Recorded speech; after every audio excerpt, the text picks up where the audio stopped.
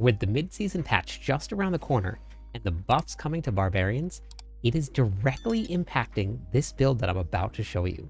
And this build may end up as the new meta. The build that I have been playing for the last couple weeks now is the Whirlwind Hammer of the Ancients build. This build is already hitting for almost 5 billion, and we haven't even gotten these very specific buffs that affect this build in particular. When it launches, we're going to do some more testing, but I want to bring you the build so you can work on getting it set up now before the patch hits. Because this may be a pretty in-depth guide, I will have some gameplay in the description of the video. So if you want to see how the build plays, it'll be a pit run for you. But this has a lot of intricate details for how the build works, why we do things specifically the way we do them. So I'm going to take some time to make sure that everybody really understands how this works. All right, let's start with the skills. As always, we're going to put 2 points into our basic skills. That's going to unlock our core skills. We're going to take 1 point into Whirlwind and then 1 point into Enhanced Whirlwind. This will give us Fury generation every time that we are damaging an enemy. We're going to need that later on for one of the aspects that we're going to be using. This is a Hammer of the Ancients build. This is not a Whirlwind build, so we're going to be putting all of our points into Hammer of the Ancients. So we're going to do 5 points into Hammer of the Ancients, and then we're going to go all the way down through Violent Hammer of the Ancients. There's a couple really key points for Hammer of the Ancients and why we are doing all the way down into this. If you look at what we have taken now, Hammer of the Ancients is going to gain 3% more Fury for 5 seconds, and that's going to multiply times 10. So we're going to get 30% more Fury. That's really big. It's also going to give us 40% increased multiplicative damage after we overpower. We are going to guarantee overpowers through a couple different sources with this build. We're going to do 3 points into Warpath. This is going to give us an increase to our overpower damage. We're going to do 3 points into Tempered Fury. This is going to give us 12 maximum Fury. We're going to come down and we're going to go into Imposing Presence. Imposing Presence is going to give us max life. Max life is not just used for survivability, it's also used for damage. When we get into the gear, I'll explain exactly how life is going to translate into damage. We're going to do 1, 2, 3 points into Rallying Cry, and then we're going to go all the way down through Strategic Rallying Cry. This is going to be our source of Fortify. Every time that we start attacking, we're going to get 10% of our max life as Fortify. We're also going to be Unstoppable. We are going to have Rallying Cry up almost 100% of the time once you get your gear in line. We're going to go 1 point into Challenging Shout down through Enhanced Challenging Shout. This is going to give us 20% increased life. This is also going to be survivability and damage. Challenging Shout is going to give us damage reduction, and a lot of it, 48%. And this will only be down for about 1 second, and I haven't even finished my gear yet. We're going to go into Warcry. We're going to put 5 points here, and then we're going to go all the way down through Power Warcry. This will give us a little bit more damage when we have multiple enemies around us when we're clearing in the pits. We're going to do 3 points into Booming Voice. This is going to increase the duration of our shouts. We're going to go 1 point into Aggressive Resistance. That's going to unlock Prolific Fury. This is going to give us increased Fury generation while we're berserking.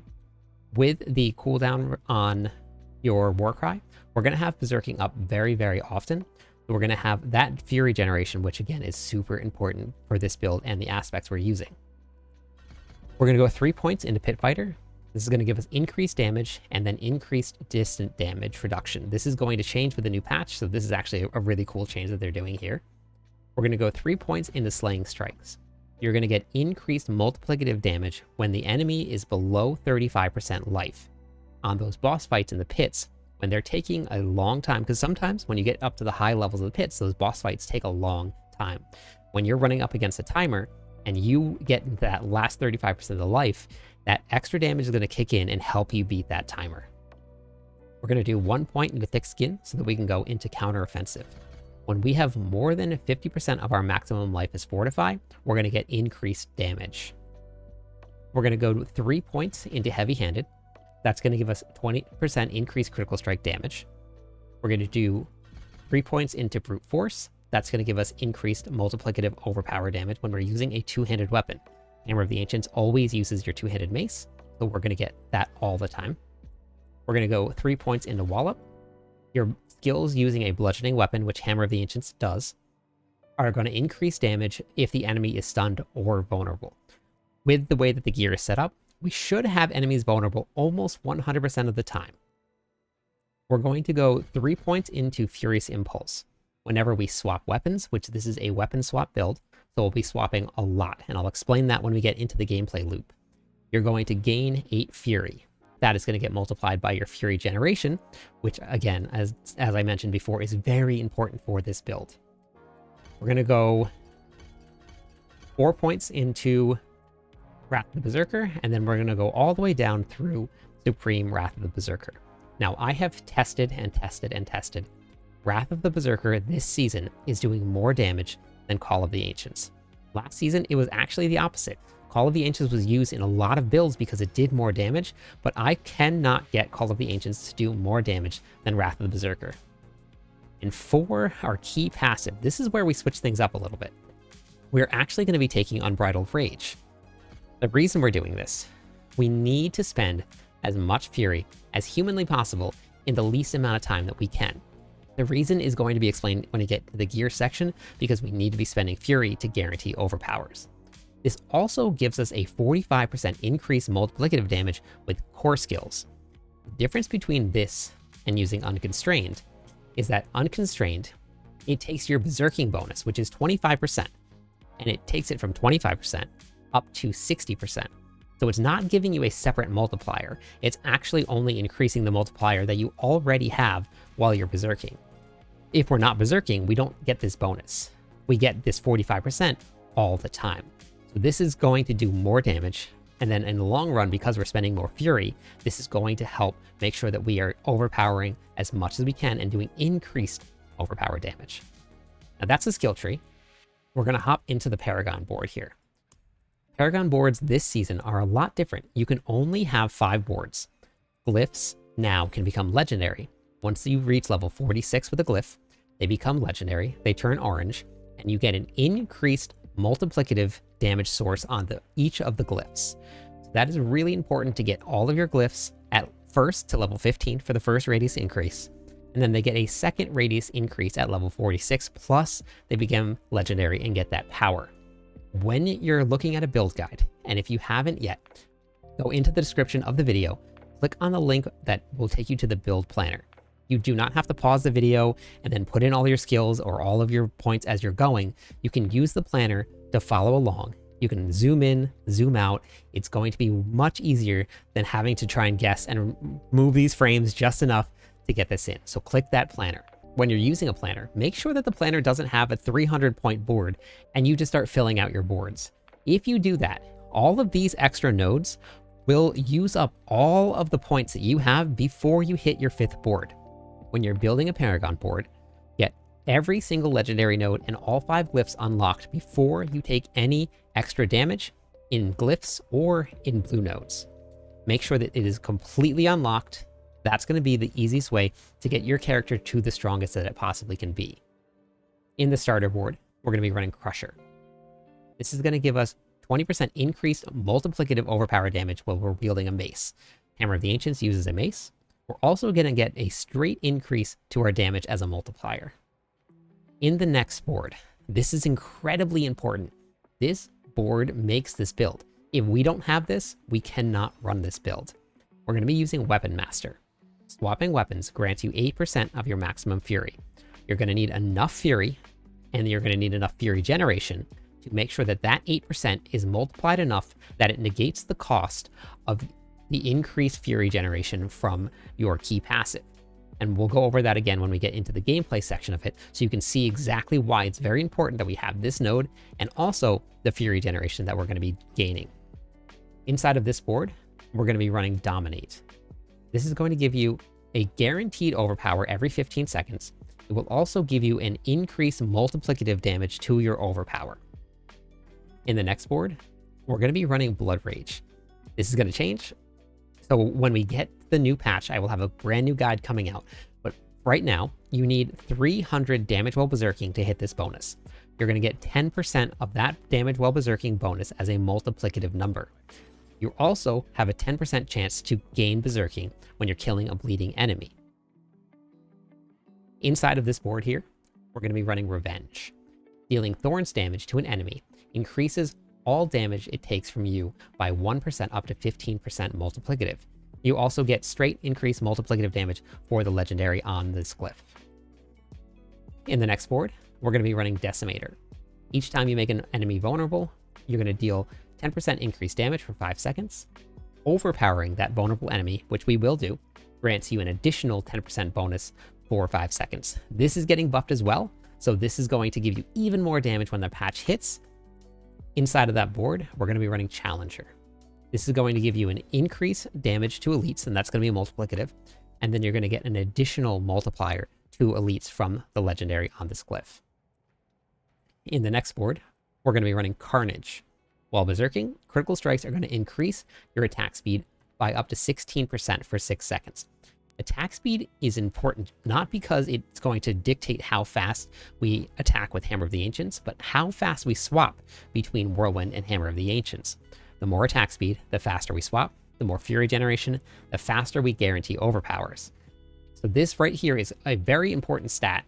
So making sure you have enough attack speed is going to be important for this build. Inside of this board, we're going to be running Wrath. Critical strikes are going to generate 3 Fury. We're also going to get an increased critical strike damage multiplier, and that's going to be the legendary on the glyph. Okay, let's take a look at the gear. Now, this is an end game build, so I know looking at this gear, the first thing that pops into your head is, oh my god, 4 uber uniques. I understand. It is something that I have been working on since basically 2 weeks into the season. So this has come very, very slowly. There are options if you need to. I built this character without any uber uniques whatsoever. I was still able to clear. I was still able to progress. So I made sure that I also didn't get carried as I built this character. I didn't want to make a character that I needed a Spiritborn to carry me through content. So this character can be done without any of the mythic uniques. In the planner, there is the very first iteration without any mythics. So if you don't have any one of these mythics, you can use the planner, put on the aspects that you need for the legendary pieces of gear, and that will be perfectly fine, and it is still a super fun build to play. Starting with the helmet, we're going to be running the Harlequin's Crest. Follow along the planner if you want to look at where the Masterworking crits are supposed to go. Starting with the helmet, we're going to be running the Harlequin's Crest. Any one of these GAs is going to help you. The cooldown reduction is very important because if you look at the cooldown on all of our skills, our shouts only are down for 9.02 seconds. The uptime is 7.9 seconds. That is only 1.1 seconds of downtime. Your Warcry is never down. The cooldown comes up before Warcry even wears off. So having the cooldown reduction on the Harlequin's Crest definitely does help, but it is not 100% necessary. So if you don't have one with that on, that's okay. All of the other GAs are actually beneficial to this build.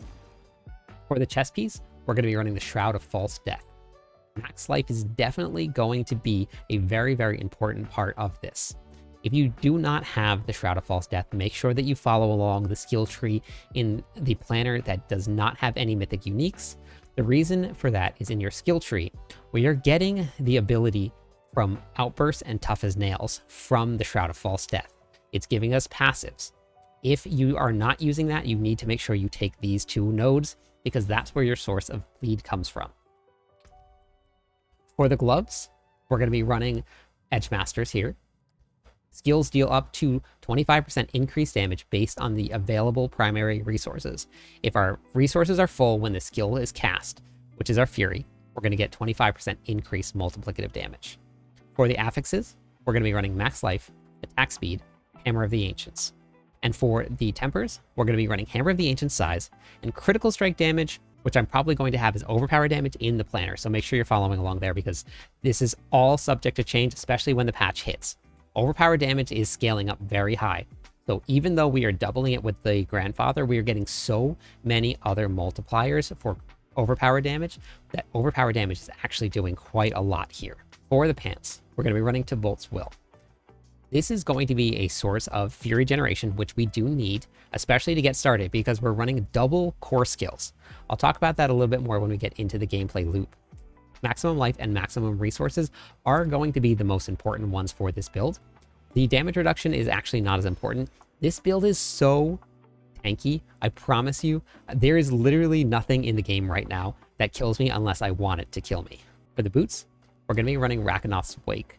This is the other half of our cooldown. I haven't got a triple here yet. When we get a triple on the cooldown reduction, I am thinking that we are going to have almost no downtime on any of our shouts. So that's the whole goal behind this. I know about the Yen's Blessing paired with the ugly helmet. However, for this particular build, I have tried very hard to get it to work, but because you need so many skills that have a cooldown, it doesn't actually work very well for this particular build. For Mighty Throw, for Whirlwind, for all of the other builds, you can run Yen's with the ugly bastard helmet, but it just does not work for this build. This was the one that I found works the best, this combination here. If you get it to work, put it in the comments, let me know exactly how you did it, because everything that I tried, this seemed to be the best combination. For the mace, we're going to be running Limitless Rage, and this is why the Fury generation was so important, why we need so much of it. Each point of Fury you generate at maximum Fury grants your next core skill within 5 seconds 5x multiplicative damage up to 15 times. Now, if we can generate 15 Fury over our max when we swap weapons, we are going to get 75 increased multiplicative damage, and this isn't even maxed. If we get a max aspect, it's 90%. That is huge. For the affixes, we're going to be running Strength, Max Life, Overpower Damage. And then for the tempers, we're going to be running Overpower Damage and Chance for Hammer of the Ancients to deal double damage. Now that is double damage for your base damage. That does not just all of the multipliers doubled, but is still important because you're doubling the base amount of damage that is being multiplied through everything. For the first dual wield weapon, we're going to be running Ancestral Force. Hammer of the Ancients quakes outwards with a 20% increased damage. This bonus is going to be doubled against bosses. This is also a really big one here. This is how you do all your AoE damage. We would now have basically a 360 degrees circle around where Hammer of the Ancients hits. So this is very, very important. The affixes here, we're going to be running Strength, Max Life, Overpower Damage. And for the tempers, we're going to be running Overpower Damage and Chance for Hammer of the Ancients to deal double damage. Between the two weapons, we now have 100% chance for Hammer of the Ancients to deal double damage. For the second dual wield weapon, we're going to be running the Doombringer. The most important GA on this is Max Life. I haven't gotten one yet. I've crafted a couple, hasn't happened. I said I would explain why Max Life is so important. When you go into our stat line and you go down to Overpower Damage, when you read the tooltip, this is further increased at the moment of impact based on the amount of maximum life and Fortify. We are stacking life. This is unbuffed. When we are fully buffed, we're running about 130,000 life. That is all getting multiplied when Overpower happens. We are also running 130,000 Fortify. So that life and that Fortify is getting multiplied by your overpowered damage. This has been around forever, and this is why Overpower Barbarians have been stacking your life for so long. For the slashing weapon, we're going to be running the Grandfather. Again, we want maximum life, so that's what we're going to be running here. For the Ring of Red Fuhrer, the most important part about this ring is definitely going to be the aspect. If you had 4 GAs, but only 30%, it's not going to be as good as your 0 GAs with the 60%. That 60% increase multiplicative critical strike damage bonus is huge. That is not even the most important part about this.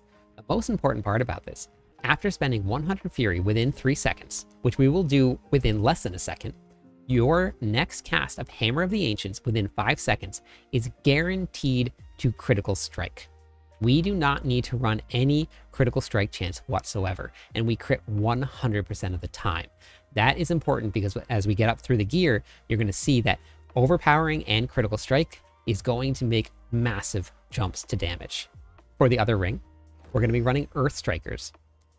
This is going to give us increased multiplicative damage after we swap weapons 8 times. We are going to swap very, very quickly, and this happens super fast. After swapping weapon 8 times, your non-basic skill will overpower. So we're guaranteeing an overpower, and you're going to deal up to 35% increased overpower damage. We're stacking all of these overpower multipliers to do big, big damage. For the affixes here, we're going to be running Max Life, and I actually would rather have attack speed instead of overpower damage, but I had to roll the Max Life here. And then the most important part of this, and this is why I'm using something without perfect affixes on, is because that 92% chance to make enemies vulnerable is very, very important. It's our only source of vulnerable damage. So you have to have that. If you do not have a greater affix on it, then you can roll some masterworking crits in it to get it up to almost 100%. But I took anything that I found with a GA vulnerable damage on it and I put it on, because that is how important this is for this. For the tempers, we're running brawling cooldown, and we're also running critical strike damage here. And again, this will probably be swapped to overpower damage in the planner. Brawling skill cooldown is going to give us increased cooldown reduction on Warcry, and that's part of the reason that we're using it. When I'm speed farming things, sometimes I'll take this off and I'll use Leap. Leap is also a brawling skill, so we're also going to get additional cooldown on Leap. Just a couple cool interactions that you can do as you change up skills depending on the content you're doing. For the final piece of gear, we're going to be running the Banished Lord's Talisman. Now this right here, the maximum life, is going to be the most important part of this because it's huge, huge, huge life. But again, just like the Ring of Red Fury, if you have a 20% increase overpower damage, that is way less damage than if you were running any GAs at all. Find something with any GA on it that you can get close to 60% with. That 60% overpower in damage is big. This is why we want to spend a ton of Fury very, very quickly. After you spend 275 of your primary resources, which is our Fury, your next core skill is guaranteed to overpower. Your critical strikes that deal overpowered damage are increased by 60%. Now, we are guaranteeing our critical strike damage through the Ring of Red Fury. So now we're guaranteeing our critical strike chance through the Ring of Red Fury. And because we are guaranteeing a critical strike chance, and we're also guaranteeing overpowers, we will 100% of the time gain that up to 60x increased damage. That is huge. So that's the gear. Let's talk about the gems, the expertise, and the runes that we're going to be using. You're going to do this based on what your character is at right now. If you are really, really, really low on armor, then you can put some skulls in. If you have a GA for resistances here, then you may not actually need the diamonds at all.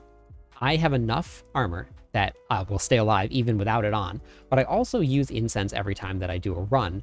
And if you're running the Song of the Mountain, you gain 200 armor, and that puts me at cap. If that's not something that you want to do, you can move around Paragon points, or you can move skulls around, or if you have a GA for resistances, you take out a diamond, put your skulls in. So, but for me, I'm going to be running my diamonds to get my resistances maxed. In my gear, we're going to be running rubies. That gives us increased strength, which is a skill damage increase multiplier. If you look at strength right here, you're going to get increased skill damage, and it's 10% of whatever your maximum strength is. So adding strength is increasing your skill damage. In the weapons, we're going to be doing the same thing. We're going to have rubies here. This is going to give us increased overpower damage. So we're running over 5,000 right now, and that can go way up. I still have a lot of room for improvement with this build. For the runes, the first one that we're going to be running is Pak Cry. What this does, when we spend 300% of our maximum resources, we're going to invoke Vortex. Vortex is amazing. It pulls everything together. Now remember, hammer hits and then explodes outwards. So now when we pull everything into a group, we hammer, everything dies. It's a lot of fun. It's a really, really great combination. A lot of the builds are running Steel Grasp right now. You don't need to run Steel Grasp with this setup, and the pull is automatic. You don't have to stop using any of your skills to do it. It works really, really well. For the other set of runes, we're going to be running Tam Zal. Every time we cast a non-channeling skill 8 times, we're going to get increased maximum life, 20% of it.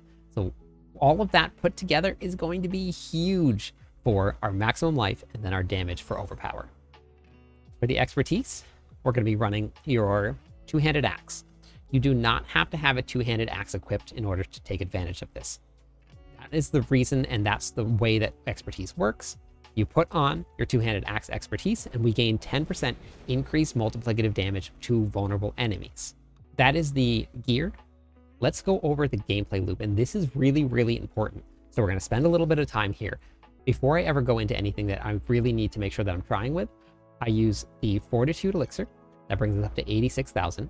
Then we're also going to run the Redamine Buzz at 87,000.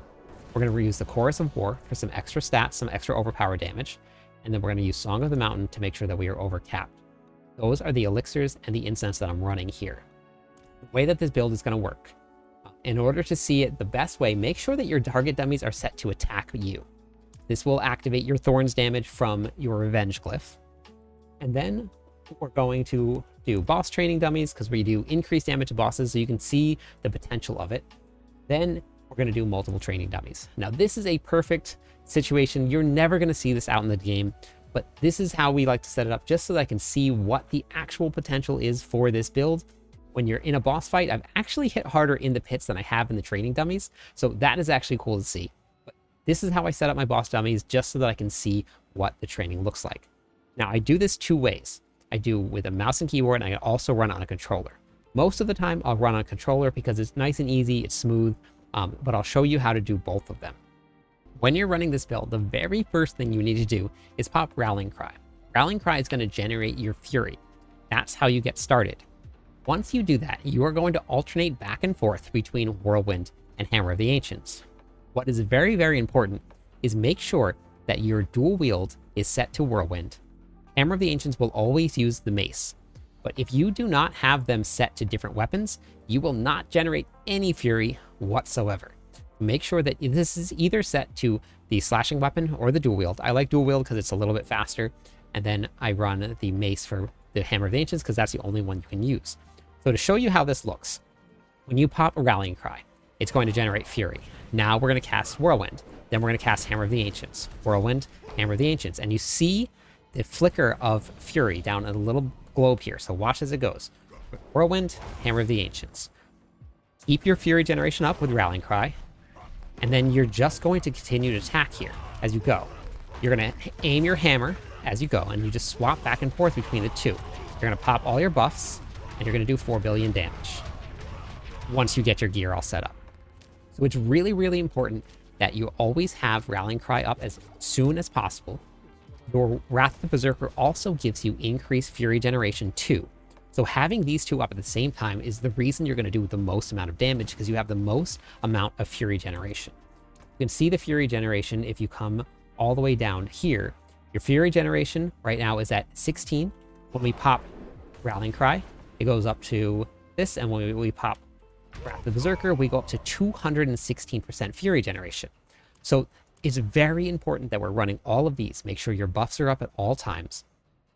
Get that cooldown reduction down as far as possible. So that's how it works on a controller. When you're doing it on a mouse and keyboard, make sure that you go into your options, you go to controls, and you find your hold position button. For me, that's going to be my shift key. That should be default. You're going to hold down that shift key the whole entire time that you're going to be using this. That will allow you to stop when you use Hammer of the Ancients and then go immediately back into your Whirlwind. As you pop your shouts, we're going to use Whirlwind, hold the shift key, and then every time that we see ourselves moving, we're going to hit the Hammer of the Ancients button. So this is the only way to get this to work really, really smoothly, is that you hold down your shift, and then when your character moves, you hit the hammer button. So that's the only difference between using it on a mouse and keyboard and using it on a controller.